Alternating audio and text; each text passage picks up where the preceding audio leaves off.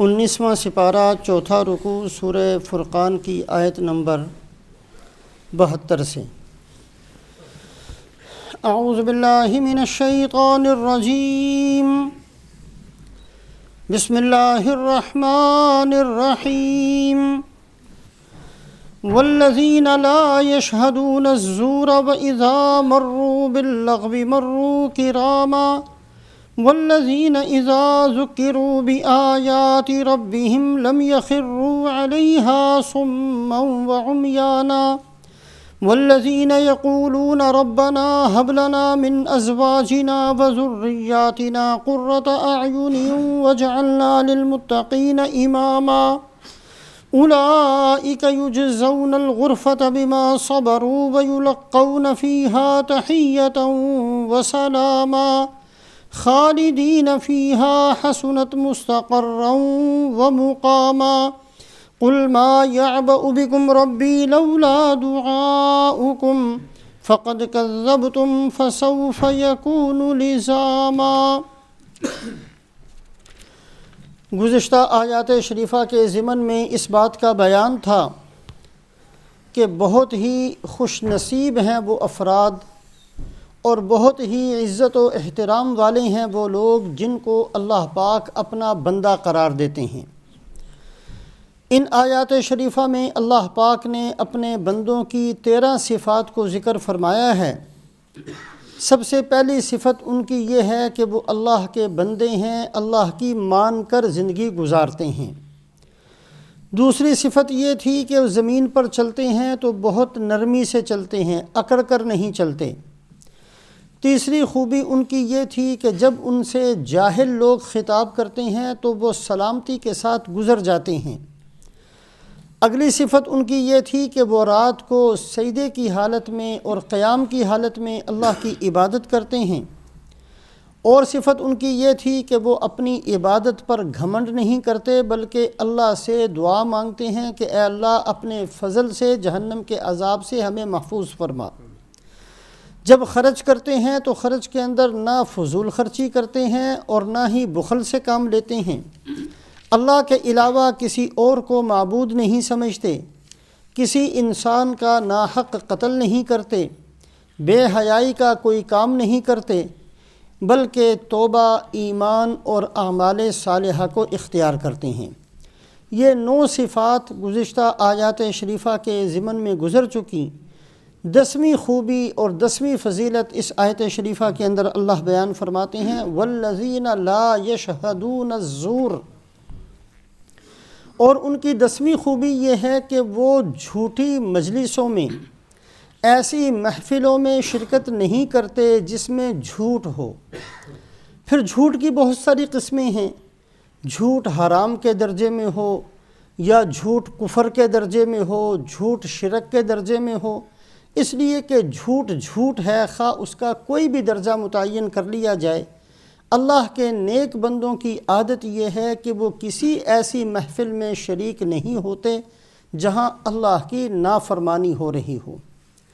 رسول پاک علیہ الصلاۃ نے مکہ مکرمہ میں جب نبوت کا اعلان فرمایا، مکے والوں نے بہت سارے ہتھ کنڈے اختیار کیے تھے۔ ان میں سے سزا دینا بھی تھا، ان میں سے لالچ دینا بھی تھا، ان میں سے ایک ہتھ کنڈا اور ایک طریقہ یہ بھی تھا کہ مکہ کے راستوں میں لوگوں کو بٹھا دیا کرتے کہ کوئی بھی اجنبی آدمی بیت اللہ کا طواف کرنے کی نیت سے یا اپنے کسی کاروبار کی نیت سے یا کسی کی ملاقات کی نیت سے اگر مکہ میں آتا ہے تو ان راستوں پر بیٹھ کر ہی ان کو بتا دیا جائے کہ مکہ کے اندر ایک آدمی ہے جس سے وہ بات کرتا ہے، اس کی بات اس کے دل میں اتر جاتی ہے، اس سے بچ کر رہنا، اس کی بات میں بڑا جادو ہے۔ تو اس قسم کا ایک ہتھیار تھا، ایک ہتھ کنڈا تھا جو مکے والے استعمال کیا کرتے تھے۔ حضرت طفیل دوسی رضی اللہ تعالیٰ عنہ صحابی ہیں، اپنے قبیلے کے سردار تھے، خود اپنا واقعہ بیان فرماتے ہیں کہ جب میں مکہ مکرمہ میں جانے لگا تو مجھے اتنا کہا کہ میں نے اپنے کانوں میں روئی ڈال لی کہ کہیں ایسا نہ ہو کہ میں ان کو پہچانتا نہ ہوں اور کوئی بات ان کی میرے کان میں پہنچ جائے اور میرے دل میں اتر جائے اور میں خام خواہی کسی کا معتقد بن جاؤں، کہیں ایسا نہ ہو کہ بے خیالی میں ان کی بات میرے کان تک نہ پہنچ جائے، میں نے کانوں میں روئی ڈال لی تھی۔ تو بہت سارے ہتھ کنڈے مکے والے اختیار کرتے تھے، ان میں سے ایک نضر ابن حارث بھی تھا۔ سورہ لقمان کی آیت نمبر 6 میں اللہ پاک نے اس کا قصہ بیان فرمایا ہے، وَمِنَ النَّاسِ مَن يَشْتَرِي لَهْوَ الْحَدِيثِ لِيُضِلَّ عَن سَبِيلِ اللَّهِ بِغَيْرِ عِلْمٍ وَيَتَّخِذَهَا هُزُوًا أُولَٰئِكَ لَهُمْ عَذَابٌ مُّهِينٌ۔ اللہ فرماتے ہیں کہ یہ ایسا بندہ ہے، یہ ایران جایا کرتا تھا اپنے کاروباری سلسلے کے اندر، اور وہاں سے جب واپس آتا تو بادشاہوں کے قصے کہانیاں جو عام طور پر رواج ہے، ہر زمانے کے اندر یہ رواج چلتا ہے کہ بچوں کو فضول قسم کی کہانیاں سنائی جاتی ہیں جن کی کوئی سر پاؤں نہیں ہوتا، جو حقیقت سے اس کا کوئی تعلق نہیں ہوتا۔ کوئی دادیاں بوڑھیاں بیٹھ کر جنات کی کہانیاں سنانی شروع کر دیتی ہیں، کوئی بادشاہوں کے واقعات سنانے شروع کر دیتے ہیں۔ ایسے واقعات ایران کے اندر بہت مشہور ہوا کرتے تھے۔ نضر ابن حارث ان واقعات کو جو کتابوں کی شکل میں تھے ان کو مکہ مکرمہ لے آتا اور آ کر کہتا کہ محمد صلی اللہ علیہ وسلم تو آپ لوگوں کو عاد و سمود کے واقعات سناتے ہیں، اور وہ واقعات بھی ایسے بور قسم کے ہیں کہ ان پر عذاب آ گیا اور ان کو ختم کر دیا گیا۔ میں تمہیں بہت ہی بہترین قسم کے اور مزیدار قسم کے، جس میں شادیوں کے واقعات ہوں، جس میں عشق کی باتیں ہوں، اور جس میں سفروں کے واقعات ہوں، اور بہت ساری جیسے کہانیاں بنائی جاتی ہیں، اس طرح کی وہ بنی بنائی کہانیاں ہوتی تھیں، میں تمہیں بڑے مزیدار قسم کے واقعات سناتا ہوں۔ اور یہ ایک طریقہ تھا محمد صلی اللہ علیہ وسلم سے لوگوں کو دور کرنے کا، اور یہ بتانے کا کہ آپ صلی اللہ علیہ وسلم جو عاد و سمود کے واقعہ سناتے ہیں وہ ٹھیک ہے، ایک دفعہ سن لیے، اب کسی اور بات کو سننا چاہیے۔ حالانکہ آپ صلی اللہ علیہ وسلم کے واقعات 100% سچ پر مبنی تھے، ایک ایسی حقیقت تھی جو دنیا کے اندر ایک دفعہ نہیں ہوئی بلکہ قیامت تک ہوتی رہے گی۔ اللہ کی عادت شریفہ ایسے بندوں کے ساتھ یہی ہوگی جو اللہ کی نافرمانی کیا کرتے ہیں۔ یہ واقعات تو بہت بڑی حقیقت تھے، لیکن نضر ابن حارث اس قسم کے واقعات سناتا رہتا اور لوگوں کو دین سے دور کرتا رہتا۔ پھر اس نے ایک اور اضافہ کیا کہ ایک دفعہ گیا تو وہاں سے ایک گانے والی عورت بھی ساتھ لے کر آیا، واقعات بھی سناتا تھا۔ پھر وہ چونکہ فصاحت و بلاغت کا دور تھا اور مکے والے اشعار سننے سنانے کے بڑے عادی تھے، اور پھر ایک گانے والی اپنے انداز سے جب اس کو سناتی تھی تو ان کی محفلیں پھر اس میں جمع کرتی تھیں۔ تو یہ سارے کے ساری محفلوں کی جو ایک شرکت ہوتی ہے، یہ ساری کی ساری جھوٹ پر مبنی ہوتی ہے۔ آج بھی اللہ پاک امت مسلمہ ہماری سب کی حفاظت فرمائے۔ آج بہت زیادہ وقت خرچ ہوتا ہے فضولیات کے سننے سنانے میں، ایسے فرضی واقعات گھڑے جاتے ہیں، فلمیں بنتی ہیں، ڈرامے بنتے ہیں، کتنا کتنا وقت اس کے اوپر ضائع کیا جاتا ہے۔ اگر تو ان ساری چیزوں سے عقائد خراب ہوتے ہوں تو یاد رکھیں یہ سننا سنانا کفر ہے۔ اگر کسی کے عقیدے پر فرق پڑتا ہو، لا الہ الا اللہ محمد الرسول اللہ ایمانیات ہیں، عقائد اسلام ہیں، چونکہ یہ چیزیں بنانے والے سارے مسلمان نہیں ہیں بلکہ مختلف قسم کے گمراہ لوگ ہیں، لہٰذا اگر عقائد خراب ہوتے ہیں تو ان چیزوں کا دیکھنا سننا یہ کفر ہے، اور اگر عقائد خراب نہیں بھی ہوتے پھر بھی حرام ہر درجے میں ہے، اس لیے کہ سوائے جھوٹ کے کچھ بھی نہیں ہے۔ اور تیسری جو بہت بڑا ظلم اور بہت بڑی زیادتی ہے آج کے دور کے اندر، وہ یہ کہ رسول پاک علیہ الصلاۃ والسلام تو ارشاد فرمائیں بعثت لکسر المزامیر، اللہ نے مجھے بھیجا اس لیے ہے کہ گانے بجانے کے آلات کو میں توڑ دوں۔ بدقسمتی سے جس آپ صلی اللہ علیہ وسلم کی بعثت تو گانے بجانے کے آلات توڑنے کے لیے ہو، اور آج آپ ہی کا نام لیتے ہوئے ڈھول بجایا جائے، کتنا بڑا ظلم ہے، کتنی بڑی زیادتی ہے۔ اللہ کا نام بھی لیا جائے، اللہ کے نبی کا نام بھی لیا جائے، اور پھر ڈھول اور باجا بجا کر اس کام کو کیا جائے اور اس کو پھر نیکی سمجھا جائے۔ یہ جتنے گمراہ قسم کے قوال ہیں اور جتنے یہ سارے فضولیات قسم کے بندے ہیں، اسی کو اپنا کاروبار بنا کے لوگوں کو کتنا دین سے دور کرتے ہیں۔ فقہاء نے مسئلہ لکھا ہے، اگر کوئی بندہ چوری کرتے ہوئے بسم اللہ الرحمن الرحیم پڑھے گا تو وہ کافر ہو جائے گا، اس لیے کہ یہ بے موقع اس نے بسم اللہ پڑھا ہے، نافرمانی اور گناہ پر اس نے بسم اللہ پڑھی ہے۔ اللہ کا نام اس لیے نہیں ہے کہ اس کو گناہوں کے اوپر خرچ کیا جائے اور اس کو گناہوں کے اندر اللہ کے نام کو لیا جائے اور پڑھا جائے۔ بسم اللہ پڑھ کر چوری کرنا، وہ کہے جی میں نے تو نیکی کا کام کیا ہے، ہر حرف پر 10 نیکیاں ملتی ہیں، مجھے ملنی چاہیے، تو اس کو نہیں ملیں گی نیکیاں۔ اس لیے کہ ہر ایسے عمل پر بسم اللہ پڑھی جائے جو اللہ کے ہاں عزت والا عمل ہو، نیکی اور ثواب والا عمل ہو۔ چوری کرتے ہوئے بسم اللہ پڑھنے سے بندہ کفر تک پہنچ جایا کرتا ہے۔ اللہ کا نام لیا جائے اور ڈھول بجا کر لیا جائے، اللہ کے نبی کا نام لیا جائے اور اس میں باجا اور ڈھول بجایا جائے، کتنا بڑا ظلم ہے، اور کتنا بڑا ظلم ہے ان لوگوں کا جو اس میں شریک ہوتے ہیں، اس کو نیکی سمجھتے ہیں اور اس کے اندر وقت کو ضائع کرتے ہیں، اس کے اندر پیسوں کو لگاتے ہیں۔ والذین لا یشہدون الزور، اللہ پاک اپنے نیک بندوں کی اور ان خوش نصیب افراد کی جن کو اللہ خود اپنا بندہ قرار دیتے ہیں صفت یہ بیان فرماتے ہیں کہ وہ ایسے جھوٹ کے اندر شریک نہیں ہوتے، کسی جھوٹی مجلس کے اندر نہیں بیٹھتے۔ اور دوسرا معنی مفسرین اس کا یہ فرماتے ہیں والذین لا یشہدون الزور، وہ جھوٹی گواہی نہیں دیتے، شہادت نہیں دیتے کسی جھوٹ کی۔ ایک صحابی رضی اللہ تعالیٰ عنہ فرماتے ہیں آپ صلی اللہ علیہ وسلم نے فجر کی نماز پڑھائی، اور فجر کی نماز پڑھانے کے بعد لوگوں کی طرف متوجہ ہو کر آپ کھڑے ہوئے اور آپ نے 3 دفعہ ایک کلمہ فرمایا۔ آپ نے فرمایا عدلت شہادت الزور بالاشراک باللہ، عدلت شہادت الزور بالاشراک باللہ، عدلت شہادت الزور بالاشراک باللہ، 3 دفعہ آپ نے فرمایا۔ معنی کیا ہے کہ میں برابر قرار دیتا ہوں جھوٹی گواہی کو اللہ کے ساتھ شرک کرنے کے برابر۔ اللہ کے ساتھ شرک کرنا جتنا بڑا گناہ ہے اور جتنا بڑا جرم ہے، میں جھوٹی گواہی کو بھی اسی کے برابر قرار دیتا ہوں۔ میں جھوٹی گواہی کو شرک کے برابر قرار دیتا ہوں، میں جھوٹی گواہی کو شرک کے برابر قرار دیتا ہوں، اس لیے کہ شرک یہ اللہ پاک کے حق کو ضائع کرنا ہے، اور جھوٹی گواہی یہ کسی بندے کے حق کو ضائع کرنا ہے۔ نتیجہ چونکہ دونوں کا ایک جیسا نکلتا ہے، رسول پاک علیہ الصلاۃ والسلام نے گناہ کے اندر دونوں کو یکساں قرار دیا۔ والذین لا یشہدون الزور کا ایک معنی تو یہ کہ ایسی محفلوں میں شرکت نہیں کرتے جو جھوٹ کے اوپر مبنی ہوں، اور دوسرا معنی یہ کہ وہ جھوٹی گواہی نہیں دیتے۔ یہ اللہ کے ان نیک بندوں کی ایک صفت ہے۔ وَإِذَا مَرُّوا بِاللَّغْوِ مَرُّوا كِرَامًا، اور ان کی اگلی صفت 11ویں صفت ان کی یہ ہے کہ اگر وہ کسی فضول کام سے گزرتے ہیں تو بڑی شرافت سے گزر جاتے ہیں۔ قصداً ارادتاً کسی ایسی محفل میں شریک ہوں یہ تو ناممکن، لیکن اگر کسی جگہ سے جا رہے ہوں اور ایسی اچانک دیکھا کہ وہاں ایسی محفل لگی بھی ہوئی ہے تو پھر بھی وہ اس میں شریک نہیں ہوتے، اور پھر بھی وہاں سے وہ بڑی کرامت اور بڑی شرافت کے ساتھ وہاں سے گزر جاتے ہیں۔ اگر کوئی بھی بندہ ایسی محفل سے گزرے، اگر اس کے اندر طاقت ہے، من رآ منکم منکرا فلیغیرہ بیدہ، اتنی طاقت ہے کہ ہاتھ سے روک سکے، اس کی ذمہ داری ہے کہ اس کو ہاتھ سے روکے۔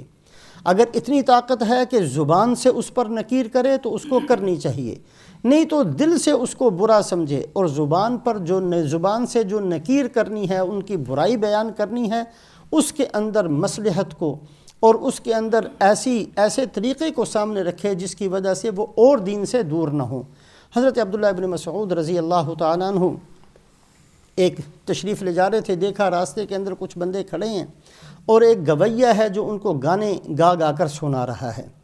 حضرت عبداللہ ابن مسعود رضی اللہ تعالیٰ عنہ نے گزرتے ہوئے فرمایا کتنی اچھی آواز ہے، کاش یہ اس آواز سے قرآن پڑھتا۔ یہ کہتے ہوئے گزر گئے۔ اب یہ جب کلمات اس گویے کے کان میں پڑے، وہ دوڑتا بھاگتا پیچھے آیا، پتہ نہیں کتنے دل سے انہوں نے کہے تھے، دوڑتا بھاگتا پیچھے آیا کہ جی میں توبہ کرتا ہوں اور آئندہ میں اپنی اس آواز سے سوائے قرآن کے کچھ نہیں کہوں گا۔ تو ایک بہترین انداز سے اس مجلس کے اندر سے گزر جانا، اس لیے کہ اللہ پاک نے قرآن پاک کے اندر یہ فضول قسم کی جو مجلسیں ہیں اس کے بارے میں بڑے سخت قسم کے الفاظ ارشاد فرمائے۔ ایک جگہ فرمایا کہ جب لوگ جہنم میں چلے جائیں گے تو اللہ پاک جو جنت والوں کو موقع دیں گے کہ ان کو دیکھ بھی سکیں، اور بعض مکالمات بھی ہوں گے، جنت والے جہنم والوں سے بات چیت بھی کریں گے، اور اس کا بھی موقع دیا جائے گا کہ جہنم والے جنت والوں سے بھی بات کر سکیں۔ تو جنت والے جو جہنم والوں سے ایک موقع پر پوچھیں گے تو ان سے پوچھیں گے ما سلککم فی سقر، کون سا وہ گناہ تھا جس نے تمہیں یہاں تک پہنچا دیا؟ ما سلککم فی سقر قالوا لم نک من المصلین ولم نک نطعم المسکین وَكُنَّا نَخُوضُ مَعَ الْخَائِضِينَ۔ 3 گناہ گنوائیں گے۔ ایک گناہ تو ہمارا یہ تھا کہ نمازوں میں بڑی سستی کرتے تھے، نماز نہیں پڑھتے تھے ہم لوگ۔ دوسرا گناہ ہمارا یہ تھا، اللہ نے وسعت دی تھی، مال بھی تھا، لیکن ہم کبھی کسی مسکین کو کھانا نہیں کھلایا کرتے تھے، ہمارے ہاں کسی کو کھلانے پلانے کا کوئی رواج نہیں تھا۔ اور تیسرا گناہ ہمارا یہ تھا وَكُنَّا نَخُوضُ مَعَ الْخَائِضِينَ، جہاں دیکھا لوگ لغویات، فضولیات، بکواسات کے اندر لگے ہوئے ہیں، ہم بھی ساتھ بیٹھ کر ان میں شریک ہو جایا کرتے تھے، ہم بھی اس مجلس کی رونق بن جایا کرتے تھے، انہی کے ساتھ ہم بھی قصہ کہانیاں سنانے شروع کر دیا کرتے تھے۔ تو یہ ایسا گناہ ہے جو کہ نماز چھوڑنے کے برابر اور جو کہ صدقہ خیرات ترک کرنے کے برابر ہوگا اور جہنم میں جانے کا سبب بنے گا۔ فَوَيْلٌ لِّلْمُكَذِّبِينَ الَّذِينَ هُمْ فِي غَمْرَةٍ فَوَيْلٌ لِّلْمُكَذِّبِينَ، ہلاکت ہے ان لوگوں کے لیے جو جھٹلاتے ہیں اور وہ لوگ فضولیات کے اندر مشغول رہتے ہیں۔ فضولیات کے اندر مشغول رہنا، فَذَرْهُمْ يَخُوضُوا وَيَلْعَبُوا حَتَّى يُلَاقُوا يَوْمَهُمُ الَّذِي يُوعَدُونَ۔ اللہ اپنے نبی صلی اللہ علیہ وسلم کو فرماتے ہیں کہ آپ ان کو چھوڑ دیجئے۔ یہ جو اللہ کا حکم ہے آپ کو، یہ بہت کم موقعوں پر ہے، ورنہ نبی چھوڑنے کے لیے تو نہیں آیا کرتے۔ نبی کی بعثت تو ہوتی اس لیے ہے کہ لوگوں پر محنت کریں۔ یا ایھا الرسول بلغ ما انزل الیک من ربک، اے رسول ہم نے آپ کو بھیجا اس لیے ہے کہ آپ پہنچا دیجئے جو ہم نے آپ کو دین دیا ہے اور جو ہم نے آپ کو شریعت دی ہے۔ کیسے بدبخت ہوں گے وہ لوگ کہ اللہ اپنے نبی کو فرمائیں کہ آپ ان کو چھوڑ دیجئے۔ آپ کا سمجھانا بھی ان کے لیے مفید نہیں ہے، آپ کی محنت سے بھی ان کو کوئی فرق نہیں پڑنے والا۔ کون لوگ ہوں گے؟ فَذَرْهُمْ يَخُوضُوا وَيَلْعَبُوا، آپ ان کو چھوڑ دیجئے، اس لیے کہ ان کی تو عادت بن گئی ہے فضولیات کے اندر لگے رہنا، کھیل کود کے اندر زندگی گزار دینا، یہ ان کی عادت بن گئی ہے۔ نبی کی محنت بھی ایسے لوگوں پر اثر انداز نہیں ہوا کرتی۔ اتنا بڑا جرم ہے، بدقسمتی سے اللہ پاک ہماری حفاظت فرمائے۔ بعض گناہ ہم ایسے کرتے ہیں کہ ہم اس کو گناہ نہیں سمجھتے، فضولیات کے اندر لگنے کی ہماری ایسی عادت بن گئی ہے کہ ہم اس کو ایک وقت کے گزارنے کا، وقت کے پاس کرنے کا سبب سمجھتے ہیں۔ رسول پاک علیہ الصلاۃ کے زمانے کے اندر ایک کا انتقال ہوا، ایک صحابی نے ان کے بارے میں فرمایا ہنیئا لہ بالجنہ، اللہ تجھے جنت کی خوشخبری ہو، مبارک ہو کہ تو جنت میں پہنچ جائے گا۔ آپ نے فرمایا تجھے کس نے کہا یہ جنتی ہونے کا پروانہ دینے کا، تجھے کس نے حق دیا ہے؟ ہو سکتا ہے اس نے زندگی کے اندر کوئی ایسی بات کر لی ہو جو بے فائدہ قسم کی ہو، اور اس بے فائدہ بات کی وجہ سے یہ جنت میں نہ جا سکے۔ اب تھوڑا سا اندازہ کیا جائے، ایک بے فائدہ بات کرنے کی وجہ سے اللہ کے نبی صلی اللہ علیہ وسلم روکتے ہیں کہ ایسے ہی خام خواہ اس کو جنتی نہ کہو۔ تو جس بندے کی زندگی کا اکثر حصہ فضولیات میں گزرا ہوا ہو، جس کا دنیا کے اندر آنے کا مقصد ہی اس نے یہ سمجھا کہ میں نے فضولیات کے اندر لوگوں کو لگانا ہے اور لگنا ہے، بدقسمتی سے آج امت مسلمہ کی حالت یہ ہے کہ ہمارے پاس بہت پیسے ہیں ان فضولیات کے لیے۔ کوئی بھی اداکار آ جائے اس کی خدمت کرنے کے لیے بھی پیسے ہیں، حالانکہ وہ ڈاکو لٹیروں کی طرح لوٹتے ہیں، اور اللہ کے نیک بندے جو چاہیں کہتے رہیں، اپنے پلے سے اپنے اوپر خرچ کر کے کہتے رہیں۔ ہمارے اوپر اعتراضات کی ایک پورا بنڈل ہے ان کے اوپر اعتراض کرنے کی، ان کی بات میں یہ تھا، ان کی صورت میں یہ تھا، ان کے لباس میں یہ تھا، ان کی سوچ میں یہ تھا، ہر چیز میں ہم نقص نکال دیں گے۔ جو ہمارے خیر خواہ ہیں، جو راتوں کو اٹھ کر ہمارے لیے آنسو بہاتے ہیں، جو اللہ کے سامنے ہاتھ پھیلا کر امت سے دعائیں مانگتے ہیں، جو ہماری خیر خواہی کے لیے گھروں کو چھوڑ کر آ کر سمجھانے کی کوشش کرتے ہیں، ہمارے پاس اعتراضات کے بنڈل ہیں ان کے لیے۔ اور جو صرف ہماری جیبوں سے پیسے نکالنے کے لیے بدبخت آتے ہیں، ان کو پیسے دینے کے لیے بھی امت کے پاس بہت پیسہ، ان کو وقت دینے کے لیے امت کے پاس بہت وقت، ان کو سروں پر بٹھانے کے لیے امت کے سر بھی خالی ہیں اور ان کے لیے گھر بھی خالی ہیں، اور ہماری ایسی حالت ہے کہ ہم اس کو بیماری بھی نہیں سمجھتے۔ اللہ اپنے فضل و احسان سے ہمیں تھوڑی سی سمجھ نصیب فرمائے۔ والذین لا یشہدون الزور واذا مروا باللغو مروا کراما، اگلی اللہ پاک ان کی صفت کو بیان فرماتے ہیں والذین اذا ذکروا بآیات ربہم لم یخروا علیہا صما وعمیانا، جب ان کو یاد کروایا جاتا ہے اللہ کی آیات کے ذریعے سے، اللہ کی آیات پڑھ کر ان کو موت یاد کروائی جاتی ہے، ان کو جنت یاد کروائی جاتی ہے، ان کو جہنم یاد کروائی جاتی ہے، اس لیے کہ انسان غفلت کے پردوں میں پڑے ہوئے بہت ساری چیزوں کو جاننے کے باوجود بھول جاتا ہے۔ ہم میں سے ہر آدمی جنت کو جانتا ہے، جہنم کو جانتا ہے، جہنم کے عذابات کو ہم 1000 دفعہ سن چکے ہیں، جنت کی باتوں کو ہم لاکھوں دفعہ سن چکے ہیں، قبر اور قبر کی زندگی کے بارے میں معلومات بہت زیادہ رکھتے ہیں، لیکن غفلت کا پردہ اوپر پڑ جاتا ہے۔ لہٰذا اللہ پاک نے یاد دہانی اس کا بار بار حکم دیا، وَذَكِّرْ فَإِنَّ الذِّكْرَىٰ تَنفَعُ الْمُؤْمِنِينَ، اے محمد صلی اللہ علیہ وسلم یاد کروائیے، اس لیے کہ یاد کرانا ایمان والوں کو نفع پہنچاتا ہے۔ فذکر انما انت مذکر، اے محمد صلی اللہ علیہ وسلم یاد کرواتے رہیے، اس لیے کہ آپ تو یاد کروانے کے لیے تشریف لائے ہیں۔ وذکر بالقرآن من یخاف وعید، اے محمد صلی اللہ علیہ وسلم قرآن پڑھ پڑھ کر ان کو یاد کروائیے کہ میرا عذاب اور میری وعید کتنی سخت ہے۔ وذکر ان تبصل بہ نفس بما کسبت، اے محمد صلی اللہ علیہ وسلم یاد کروائیے ان کو تاکہ ان کی جانیں گرفتار نہ ہو جائیں اپنے کرتوتوں کے اندر اور اپنی بدعملیوں کے اندر۔ ایک دفعہ نہیں، بار بار اللہ پاک یاد دہانی کا حکم دیتے ہیں، اس لیے کہ ہر انسان پر غفلت کے پردے چھا جایا کرتے ہیں، ایک چیز کو جاننے کے باوجود وہ انجان بن جایا کرتا ہے، وہ چیز اس کے اندر سے نکل جایا کرتی ہے۔ بار بار اللہ پاک یاد کرواتے ہیں، اور پھر اللہ پاک نے دونوں طرح کے بندوں کا ذکر فرمایا۔ کون سے بندے ہیں جن کو یاد کروایا جائے تو وہ یاد کر لیتے ہیں، اور کون سے بندے ہیں جن کو یاد کروایا جائے تو وہ پھر بھی یاد نہیں کرتے۔ انما یؤمن بآیاتنا الذین اذا ذکروا بہا خروا سجدا، اللہ فرماتے ہیں ایمان والے تو وہ ہیں کہ جب ان کو اللہ کی آیات پڑھ کر سنائی جاتی ہیں، جنت دوزخ ان کو یاد کروائی جاتی ہے، فوری طور پر اثر کو قبول کرتے ہیں، سجدے میں گر پڑتے ہیں، اللہ کے سامنے اپنے آپ کو جھکا دیتے ہیں۔ وَمَنْ أَظْلَمُ مِمَّنْ ذُكِّرَ بِآيَاتِ رَبِّهِ فَأَعْرَضَ عَنْهَا وَنَسِيَ مَا قَدَّمَتْ يَدَاهُ، اس سے بڑا ظالم کون ہوگا کہ اس کو یاد بھی کروایا جائے اور وہ یاد کروانے کے باوجود پھر منہ موڑ لے۔ ٹھیک ہے غفلت آ گئی تھی، تھوڑی سی چیز ذہن سے نکل گئی تھی، لیکن بھائی جب یاد کروایا جائے اس وقت تھوڑا سا یاد کر لینا چاہیے۔ یاد کروانے کے وقت بھی وہ بندہ ماننے کے لیے آمادہ نہ ہو، تیار نہ ہو، سننے کے لیے تیار نہ ہو، اعراض کر لیتا ہو، بھول جانے پر آمادہ ہو، اللہ فرماتے ہیں اگر ایسے کرے گا تو پھر ہم بھی اس کے دلوں کے اوپر مہر ڈال دیں گے، پردے ڈال دیں گے۔ اللہ ہماری حفاظت فرمائے۔ فَلَمَّا نَسُوا مَا ذُكِّرُوا بِهِ فَتَحْنَا عَلَيْهِمْ أَبْوَابَ كُلِّ شَيْءٍ حَتَّى إِذَا فَرِحُوا بِمَا أُوتُوا أَخَذْنَاهُمْ بَغْتَةً فَإِذَا هُمْ مُبْلِسُونَ، جب وہ لوگ بھول جاتے ہیں اور تذکیر سے فائدہ نہیں اٹھاتے، ان کو یاد کروایا جاتا ہے، یاد نہیں کرتے، پھر بھی بھلا دیتے ہیں، تو اللہ پاک فرماتے ہیں پھر ہم ان کے اوپر فتوحات کھول دیا کرتے ہیں، دروازے کھول دیتے ہیں، دبا کے ان کو مال دیتے ہیں، اور جب وہ مال کے اندر مست ہو جاتے ہیں پھر اچانک ان کو پکڑ لیا کرتے ہیں۔ اللہ ہماری حفاظت فرمائے۔ آج کا دور بہت ہی زیادہ توجہ کے ساتھ ان چیزوں کو سوچنے کا دور ہے، اس لیے کہ امت مسلمہ نے دین کو چھوڑا ہے، اور دوسری چیز جو اللہ کی طرف سے فتوحات وہ بھی بہت کثرت سے ہیں۔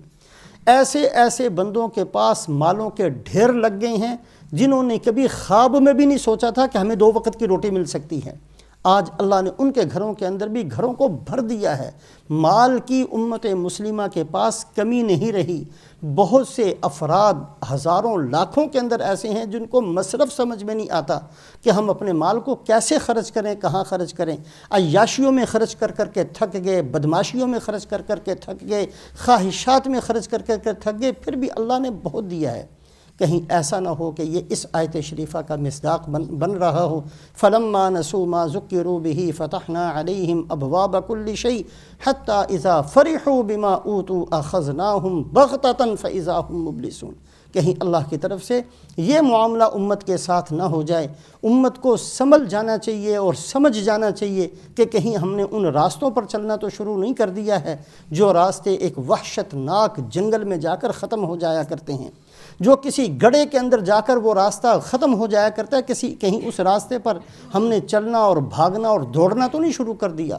ہر قدم کے اٹھاتے ہوئے سوچنا چاہیے کہ ہم نے اپنی منزل کون سی متعین کی ہے۔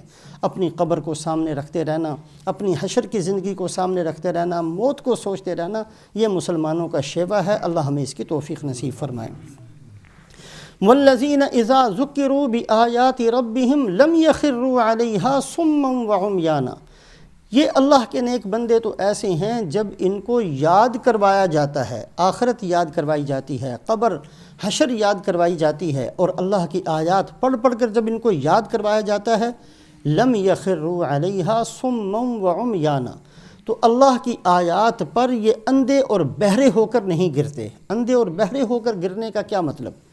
اندھے اور بہرے ہو کر گرنے کا ایک مطلب یہ بھی ہے کہ اللہ کی آیات کو بعض لوگ اس انداز سے سنتے ہیں کہ جی ٹھیک ہے سن تو لیتے ہیں، لیکن ہماری نیت تو تھی نہیں سننے کی نیت نہیں ہوتی، ایسے ہی کان میں ایک بات پڑ گئی، جیسے اور بہت ساری چیزیں سنی تھی یہ بھی سن لی۔ سننے سے پہلے عمل کی نیت تک نہیں ہوتی۔ اس بات کا ارادہ کرنا چاہیے کہ ہم نیت کر کے سنا کریں۔ یہ الگ بات ہے کہ ہم کمزور ہیں، بعض دفعہ ہم سے عمل نہیں ہوگا، توبہ استغفار کریں، پھر نیت کریں، لیکن سنتے وقت یہ نیت ضرور ہونی چاہیے کہ میں نے وقت پاس کرنے کے لیے نہیں سننا، بلکہ اللہ کے نبی صلی اللہ علیہ وسلم کی بات کو عظمت کے ساتھ سننا ہے اور عمل کی نیت سے سننا ہے۔ سنتے ہوئے عمل کی نیت ہو، پھر سنتے ہوئے سنی انسنی نہ کر دیں، سنتے ہوئے پتہ ہی نہ ہو بیٹھے کہیں ہیں، آواز کہیں سے آ رہی ہے، گزر جا رہی ہے، ہماری سوچ کہیں اور ہے، یہ بھی لم یخروا علیہا صما وعمیانا، اندھے اور بہرے ہو کر اس پر نہیں گرتے بلکہ سوچتے ہیں، توجہ سے سنتے ہیں، اور بڑے اچھے طریقے سے اس میں غور کرتے ہیں، تدبر کرتے ہیں، اس کے نتائج کو پہنچتے ہیں، اور اس کے بعد پھر اس پر عمل کرتے ہیں۔ بعض لوگ اچھی طرح سنتے نہیں، سنتے ہیں تو سننے کے بعد سنی انسنی کر دیتے ہیں، یا پھر سننے کے بعد اس کے اندر سے ٹیڑھا پن تلاش کرنے کی کوشش کرتے ہیں۔ جو لوگ ان الذین یلحدون فی آیاتنا لا یخفون علینا، جو لوگ ہماری آیات کے اندر ٹیڑھا پن تلاش کریں، ایک طرف کو چلنے کی کوشش کریں، اس لیے کہ قرآن اللہ نے ایسی کتاب اتاری ہے، اسی قرآن کو پڑھ کر ہدایت ملی، لاکھوں کروڑوں اربوں خربوں انسانوں کو ہدایت ملی، قیامت تک ملے گی۔ اسی قرآن کو پڑھ کر سینکڑوں بندے گمراہ بھی ہوئے ہیں، یہدی بہ کثیرا ویضل بہ کثیرا، اللہ نے قرآن کے اندر فرما دیا اسی قرآن کو پڑھ کر لوگ گمراہ بھی ہوں گے اور ہدایت بھی پائیں گے۔ جو لوگ قرآن پاک کو پڑھ کر اس کی آیات کے اندر سے ٹیڑھا پن آیات کے اندر نہیں ہے، ان کے اپنے دماغ میں ہوتا ہے، ان کی اپنی عقل میں ہوتا ہے، ان کی اپنی فطرت کے اندر ہوتا ہے، جس کی وجہ سے ان کو قرآن ٹیڑھا نظر آتا ہے۔ بھینگے کو ہر چیز ٹیڑھی نظر آئے گی، دو نظر آئیں گی، ایسے ہی ان کو ٹیڑھا نظر آتا ہے۔ جو لوگ ان چیزوں کے عادی بن جایا کرتے ہیں وہ اندھے اور بہرے ہو کر قرآن سنتے ہیں۔ اللہ کے نیک بندوں کی عادت یہ ہے کہ جب ان کو قرآن پڑھ کر یاد کروایا جاتا ہے ان کی آخرت کو، لم یخروا علیہا صما وعمیانا، اندھے اور بہرے ہو کر وہ اللہ کی آیات پر نہیں گرتے، توجہ سے سنتے ہیں، اس میں غور کرتے ہیں، اس میں فکر کرتے ہیں، اس میں تدبر کرتے ہیں، اس پر عمل کرتے ہیں، اس کو اپنی زندگی کے اندر لانے کی کوشش کرتے ہیں۔ اللہ ہمیں توفیق نصیب فرمائے۔ 13ویں صفت اور آخری صفت ان کی یہ ہے، والذین یقولون ربنا هب لنا من ازواجنا وذریاتنا قرۃ اعین واجعلنا للمتقین اماما۔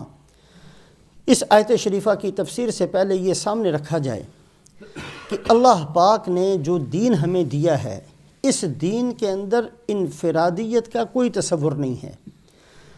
اس دین کے اندر کسی بھی امت کے اندر کسی کو بھی جو اللہ پاک نے دین نصیب فرمایا، یہ رہبانیت کہیں نہیں تھی۔ یہود و نصارہ نے جو رہبانیت کو اختیار کر لیا تھا، اللہ خود بیان فرماتے ہیں وَرَهْبَانِيَّةً ابْتَدَعُوهَا مَا كَتَبْنَا عَلَيْهِمْ إِلَّا ابْتِغَاءَ رِضْوَانِ اللَّهِ فَمَا رَعَوْهَا حَقَّ رِعَایَتِهَا۔ ہم نے ان پر رہبانیت فرض نہیں کی تھی، انہوں نے خود گھڑ لی تھی۔ یہ ٹھیک ہے کہ ان کو رہبانیت اختیار کرتے ہوئے نیت اللہ کو راضی کرنے کی تھی، لیکن وہ اس کی رعایت نہ کر سکے۔ اللہ پاک کی طرف سے ابتدائے اسلام سے حضرت محمد صلی اللہ علیہ وسلم تک کوئی حکم ایسا نہیں آیا کہ ایک آدمی صرف اپنی ذات کو سوچ کر زندگی گزارے۔ انفرادیت کا تصور کسی بھی دین کے اندر نہیں ہے، اور رسول پاک علیہ الصلاۃ والسلام نے تو کھلم کھلا واضح طور پر ارشاد فرما دیا، لا رہبانیت فی الاسلام، اسلام میں رہبانیت کی کوئی گنجائش نہیں۔ دین کے اندر ہر مسلمان کی ذمہ داری ہے خود درست ہو اور دوسروں کو درست کرنے کی فکر کرے۔ دین کے اندر اس کا کوئی تصور نہیں ہے کہ میں اپنے آپ کو ٹھیک کر لوں، اس کا کوئی تصور نہیں ہے۔ خود ٹھیک ہونا اور دوسروں پر محنت کرنا، اسی کا نام دین ہے، یہی ذمہ داری ہے ہر مسلمان کی۔ بلکہ اللہ پاک نے جو انسان کو اشرف المخلوقات کا لقب دیا ہے، اگر تھوڑا سا اس بارے میں غور کریں کہ انسان کو اشرف المخلوقات کیوں کہا گیا، اگر تو طاقت و قوت کے اعتبار سے کہا گیا تو پھر تو ہاتھی اور اونٹ کو کہنا چاہیے کہ وہ اشرف المخلوقات ہیں، ان کو نہیں بنایا۔ اگر زیادہ کھانے کی وجہ سے انسان کو اشرف المخلوقات بنایا تو ہاتھی بہت کھاتا ہے، اس کو اشرف المخلوقات کہنا چاہیے۔ اگر عبادت کی وجہ سے انسان کو اشرف المخلوقات کہا جائے تو عبادت تو فرشتے بہت کرتے ہیں، جو سجدے میں ہے وہ سجدے میں ہے، جو قیام میں ہے وہ ہزاروں سال سے قیام میں ہے، جو رکوع میں ہے وہ ہزاروں سال سے رکوع میں ہے، کبھی اللہ کی نافرمانی نہیں کرتے۔ اللہ پاک نے انسان کو اشرف المخلوقات، ساری مخلوقات کا سردار صرف اس لیے قرار دیا ہے کہ یہ انسان دوسروں کی ذمہ داری کا بوجھ اٹھاتا ہے، صرف یہ وجہ ہے۔ فرشتوں کے ہاں کوئی مدرسہ نہیں ہے، فرشتوں کی ذمہ داری نہیں ہے کہ دوسروں کو پڑھائیں۔ فرشتے پڑھے پڑھائے پیدا ہوتے ہیں، جو ان کے اندر جو جتنا اللہ نے ان کو علم دیا ہے، اللہ پاک پیدائشی طور پر جبرائیل علیہ السلام نے علم کسی مدرسے سے نہیں حاصل کیا۔ حضرت میکائیل علیہ السلام نے اللہ کی حکموں کو کیسے پورا کرنا ہے کسی عالم سے جا کر نہیں پوچھا، اس لیے کہ یہ ذمہ داری کسی کی تھی نہیں، یہ ذمہ داری صرف انسان کی ہے کہ انسان کے گھر میں پیدا ہونے والا بچہ بالکل ان پڑھ پیدا ہوتا ہے، پھر اس کے ماں باپ اس کو یہودی بناتے ہیں، عیسائی بناتے ہیں، بزرگ بناتے ہیں، نیک بناتے ہیں، مسلمان بناتے ہیں۔ یہ ذمہ داری دوسروں کا بوجھ اٹھانا، یہ صرف انسان کا شیوہ ہے اور انسان کا خصوصی امتیاز ہے، جس کی وجہ سے انسان کو اشرف المخلوقات کا لقب دیا گیا۔ حضرت محمد صلی اللہ علیہ وسلم اولین و آخرین کے سردار کیوں ہیں؟ حضرت محمد صلی اللہ علیہ وسلم اولین و آخرین کے سردار اسی لیے ہیں کہ جتنا بوجھ سرکار دو عالم صلی اللہ علیہ وسلم نے اٹھایا کسی نے نہیں اٹھایا۔ حضور صلی اللہ علیہ وسلم نے اپنی امت کا بوجھ اٹھایا، آپ صلی اللہ علیہ وسلم نے ساری امتوں کا بوجھ اٹھایا۔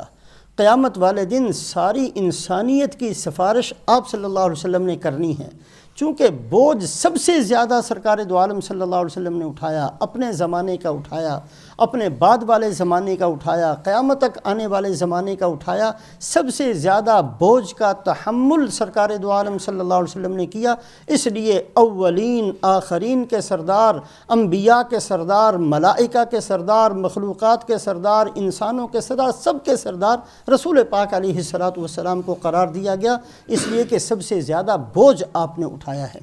آپ صلی اللہ علیہ وسلم فرماتے ہیں کلکم راع وکلکم مسئول عن رعیتہ، تم میں سے ہر آدمی ذمہ دار ہے اور ہر آدمی سے اس کی ذمہ داری کے بارے میں سوال بھی ہوگا کہ اپنی ذمہ داری کو کہاں تک پورا کر کے آئے ہو۔ تو اس بات کو جو سامنے رکھا جائے کہ اسلام کے اندر اس کا قطعاً کوئی تصور نہیں ہے کہ ایک آدمی صرف اپنے آپ کو ٹھیک کرے، یہ خود ساختہ عیسائیوں نے اپنے اوپر مسلط کیا، اپنے آپ کو ٹھیک کرو۔ رہبانیت سب سے زیادہ عیسائیوں کے لوگ اختیار کرتے تھے، اور یہودیوں نے سب سے زیادہ اس بری عادت کو اختیار کیا کہ دوسروں کو اوپر تقریر کرتے رہو۔ اتأمرون الناس بالبر وتنسون انفسکم وانتم تتلون الکتاب افلا تعقلون، اللہ یہود کے بارے میں اتارتے ہیں، لوگوں کو بڑی نصیحتیں کرتے ہو، اپنے آپ کو بھول جاتے ہو۔ صرف لوگوں کے سامنے نصیحتیں کرتے رہنا اور بیان کرتے رہنا یہ عادت تھی یہودیوں کی، اور صرف اپنے آپ کی فکر کرتے رہنا یہ عادت بنا لی تھی عیسائیوں نے۔ اسلام کے اندر اور کسی بھی آسمانی مذہب کے اندر یہ دونوں چیزیں نہیں ہیں۔ ہر مذہب کے اندر اپنے آپ کو درست کرنا اور دوسروں پر جتنی اس کی طاقت اور قوت ہے اس پر محنت کرنا، اور اس کا کم سے کم درجہ یہ ہے کہ اپنی اولاد اور اپنی بیوی بچوں پر اس کی محنت کرنا۔ اللہ پاک نے یہ کم سے کم درجہ یہاں بیان فرمایا، والذین یقولون ربنا ھب لنا من ازواجنا وذریاتنا قرۃ اعین۔ اللہ کے نیک بندے وہ کم سے کم درجہ تو ان کے اندر ضرور ہوتا ہے، وہ یہ کہتے ہیں کہ اے اللہ ہمیں نصیب فرما ہماری بیویوں اور ہماری اولادوں سے آنکھوں کی ٹھنڈک۔ آنکھوں کی ٹھنڈک کا مطلب کیا ہے؟ مطلب یہ ہے کہ جب وہ نیک اور صالح بنیں گے، وہ ایسے عمل کرنے والے بن جائیں گے جس سے اے اللہ آپ ان سے راضی ہوں گے، تو اس سے ہماری بھی آنکھیں ٹھنڈی ہو جائیں گی۔ فرمایا دنیا کے عام لوگ تو اپنی اولادوں کی پتہ نہیں کس کس چیز پر خوش ہوتے ہیں۔ کوئی اپنی اولاد کی صحت پر خوش ہوتا ہے، کوئی اپنی اولاد کے بزنس پر خوش ہوتا ہے، کوئی اپنے اولاد کے عہدوں پر خوش ہوتا ہے، کوئی اپنے اولاد کی حسن و جمال پر خوش ہوتا ہے۔ ایمان والا صرف اپنی اولاد کی دینداری پر خوش ہوتا ہے، اس کے علاوہ اس کو کسی چیز سے خوشی نہیں ہوتی۔ اس کو خوشی صرف اس بات سے ہوتی ہے کہ اس کا بیٹا، اس کی بیٹی، اس کی بیوی، اس کی اولاد اللہ کے سامنے سر جھکانے والے ہوں، اللہ کی مان کر چلنے والے ہوں، یہی ان کی سب سے بڑی کامیابی ہے۔ اسی پر وہ ساری زندگی محنت کرتے ہیں۔ جب ان کو یہ چیز مل جاتی ہے وہ کہتے ہیں جی ہمیں تو سب کچھ مل گیا کہ ہماری اولاد نیک اولاد بن گئی۔ اللہ ہمیں بھی اس کا کچھ حصہ نصیب فرمائے۔ والذین یقولون ربنا ھب لنا من ازواجنا وذریاتنا قرۃ اعین وجعلنا للمتقین اماما، اور وہ یہ دعا کرتے ہیں کہ اے اللہ ہمیں متقیوں کا امام بنا دے۔ ایک معنی تو اس کا یہ بھی ہے کہ چونکہ ہم اپنی اولاد بیوی بچوں کے امام ہیں، اگر وہ متقی ہوں گے تو ہم خود بخود ان کے امام بن گئے، یعنی ان کو نیک اور صالح بنا دے، ہم ان کے امام بن جائیں۔ دوسرا معنی اس کا یہ ہے کہ اے اللہ ہمیں اتنے بہترین اعمال کی توفیق نصیب فرما، اتنے اونچے اعمال کی توفیق نصیب فرما کہ عام انسان تو کیا متقی لوگوں کو بھی میرے اعمال سے فائدہ پہنچے، تقوی طہارت والے جو لوگ ہیں ان کو بھی فائدہ حاصل ہو میرے اعمال سے۔ اور باقی اگر اللہ کے نیک بندوں کی زندگیوں کو اٹھا کر دیکھا جائے تو ان کے ایک ایک قول سے امتوں نے، جماعتوں نے، علماء نے، صلحاء نے فائدے حاصل کیے ہیں۔ کسی بزرگ نے کسی موقع پر ایک بات کہہ دی، اس بات کو نقل در نقل کہاں تک پہنچایا جاتا ہے، کتنے لوگ اس سے فائدہ حاصل کرتے ہیں، کتنے لوگ اپنی زندگیوں کو بدلتے ہیں، کتنے لوگ ان کو اپنا مشعل راہ بنا کر اپنی زندگی کو اختیار کرتے ہیں۔ یہ اللہ سے مانگنا چاہیے کہ اے اللہ ہماری زندگی ایسی بہترین زندگی بن جائے کہ ہمارے اعمال سے عام انسان تو کیا نیک بندوں کو بھی فائدہ پہنچے۔ یہ ہے وجعلنا للمتقین اماما۔ یہ 13 صفات ذکر کرنے کے بعد اللہ فرماتے ہیں اولئک یجزون الغرفۃ بما صبروا ویلقون فیہا تحیۃ وسلاما۔ یہی ہیں وہ میرے بندے جن کو ان کے صبر کی وجہ سے بہترین قسم کے کمرے اور بہترین قسم کے بالا خانے بطور انعام کے دیے جائیں گے۔ بالا خانوں کے بارے میں ایک حدیث پاک کے اندر آپ صلی اللہ علیہ وسلم نے ارشاد فرمایا کہ جنت کے بہت سارے درجات ہیں، اور جو جنت کے بالا خانے ہوں گے ان بالا خانوں کو عام جنتی لوگ ایسا دیکھیں گے کما تتراءون الکوکب الدری فی الغابر، جیسے تم ایک چمکتے ہوئے ستارے کو آسمان پر دیکھتے ہو۔ ایک چمکتا ہوا ستارہ ہمیں آسمان پر نظر آتا ہے، اس کو دیکھنے کے لیے سر کو اٹھانا پڑتا ہے، آنکھیں اوپر کرنی پڑتی ہیں، بڑے غور سے اس کو دیکھنا پڑتا ہے، اس کی دوری ہمیں محسوس ہوتی ہے کہ کتنی بلندی پر ہے یہ ستارہ۔ تو جنت والے ان جنت والوں کو جو بالا خانوں کے اندر ہوں گے وہ اتنے اونچے ہوں گے، اتنے اعلیٰ درجات پر ہوں گے کہ عام جنت والے ان کو دیکھنے کے لیے سر اٹھائیں گے تو وہ ان کے بالا خانے ان کو نظر آئیں گے۔ اور اللہ کی طرف سے یہ انعامات ان کو کس لیے ملے؟ بما صبروا، کہ انہوں نے بڑے صبر سے زندگی گزاری۔ ایک حدیث پاک کے اندر آتا ہے کہ اللہ پاک فرشتوں کو حکم دیں گے کہ جاؤ اور میرے ان بندوں کو جا کر سلام کر کے آؤ۔ تو فرشتے کہیں گے کہ اے اللہ ہم تیری مقرب اور تیری عبادت کرنے والی مخلوق، پاک صاف مخلوق ہیں، آپ ہمیں حکم دیتے ہیں کہ ہم انسانوں کو جا کر سلام کریں۔ اللہ فرمائیں گے کہ یہ میرے وہ بندے ہیں جو بیچارے مر گئے اور ان کی ضرورتیں بھی ان کے سینوں میں دفن رہیں، موقع ہی نہیں ملا اپنی خواہشات کے پورا کرنے کا۔ میرے احکامات ہی اتنے تھے کہ انہی کو پورا کرتے کرتے ان کی خواہشات، ان کی تمنائیں، ان کی امنگیں، ان کی ضرورتیں کچلی جاتی رہیں۔ کبھی کوئی ضرورت ان کی چھوٹ گئی، کبھی کسی چیز کا دل چاہا وہ پورا نہ کر سکے، کبھی کسی چیز کو پورا نہ کر سکے، یہاں تک کہ یہ بیچارے دنیا چھوڑ کر میرے پاس آ گئے۔ ان کے صبر کا میں نے بدلہ دینا ہے کہ ان کو وہ بالا خانے بھی ہیں، اور جاؤ اور ان کو جا کر سلام کرو، فرشتے آئیں گے اور آ کر کہیں گے سلام علیکم بما صبرتم فنعم عقبی الدار، تمہارے صبر کی وجہ سے ہم تمہیں سلام کرتے ہیں۔ اور پھر اللہ پاک خود ان کو سلام کیا کریں گے، الا قیلا سلاما سلاما، سلام اور سلام کی آوازیں ان کے پاس آیا کریں گی۔ صبر کا بدلہ اللہ پاک نے بہت زیادہ بڑھا چڑھا کر دینا ہے۔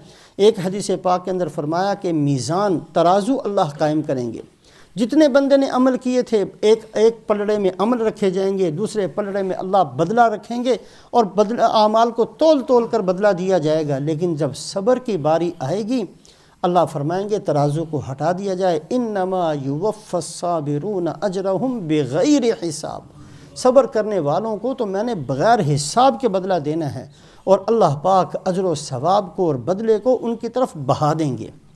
یہ صبر والی زندگی اللہ کو بڑی پسند ہے، اور یہ صبر والی زندگی انہی لوگوں کی معتبر ہے جو اللہ کے احکامات کو پورا کرتے ہوئے صبر کرتے ہوں، ورنہ خواہشات دنیا میں کسی کی بھی نہیں پوری ہوئی۔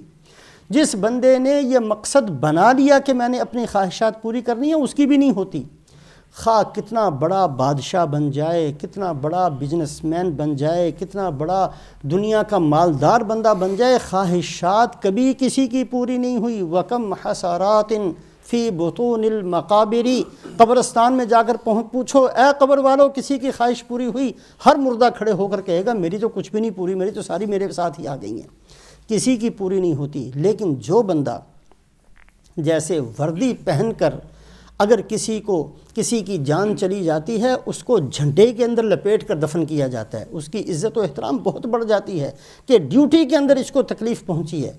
جو بندے اللہ کے دین پر چلتے ہوئے اپنی خواہشات کو چھوڑتے ہیں اور اللہ کے دین پر چلتے ہوئے ان کی ضروریات پوری نہیں ہوتی، اللہ بہت قدر کرتے ہیں، ورنہ کسی کی بھی نہیں پوری ہوتی۔ لیکن اس نسبت کی وجہ سے ایسے ہی سمجھا جاتا ہے کہ ایک بندہ ڈیوٹی پر تھا اور پھر اس کی انگلی کٹ گئی، ایک بندہ ڈیوٹی پر تھا اور پھر کسی نے اس کو کچھ کہہ دیا۔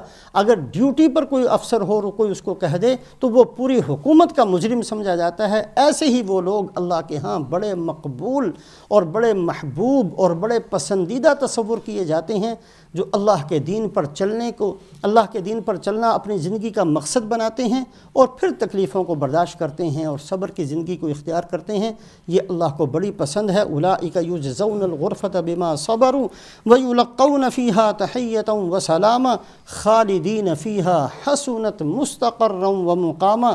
پھر یہ بھی نہیں کہ جنت میں 2-4 مہینے کے لیے ان کو بھیجا جائے گا، نہیں، خالدین فیہا، جب اللہ پاک جنت میں بھیجیں گے تو بھیجتے ہوئے فرشتوں کے ذریعے سے اعلان فرمائیں گے، اے جنت والو ان لکم ان تصحوا فلا تسقموا ابدا، تم اب جنت میں جا رہے ہو، یہاں تمہیں ہمیشہ صحت ملے گی، کبھی تمہارے اوپر بیماری نہیں آئے گی، تم یہاں ہمیشہ نعمتوں میں رہو گے، کوئی نعمت تم سے چھینی نہیں جائے گی، تم یہاں ہمیشہ جوان رہو گے، تمہارے اوپر کبھی بڑھاپا نہیں آئے گا، تم یہاں ہمیشہ زندہ رہو گے، کبھی تمہارے اوپر موت نہیں آئے گی۔ تمہاری ہر نعمت کو اللہ بڑھاتے رہیں گے، کسی نعمت کو تم سے واپس نہیں لیا جائے گا۔ خالدین فیہا حسنت مستقرا ومقاما، یہ جنت ہے بہترین ٹھہرنے کی جگہ اور بہترین رہنے کی جگہ۔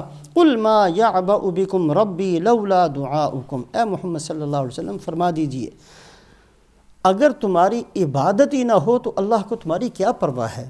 یہ ساری باتیں جو کہی جا رہی ہیں صرف اس لیے کہ تم ان کو پورا کرو، اللہ نے تو تمہیں پیدا ہی اس لیے کیا ہے، وما خلقت الجن والانس الا لیعبدون، کہ صرف تم نے عبادت کرنی ہے۔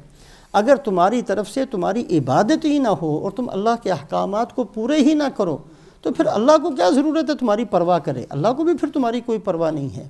اس لیے کہ مقصد ہی جب کوئی چیز اپنا چھوڑ دیا کرتی ہے تو اس کی اہمیت ختم ہو جایا کرتی ہے۔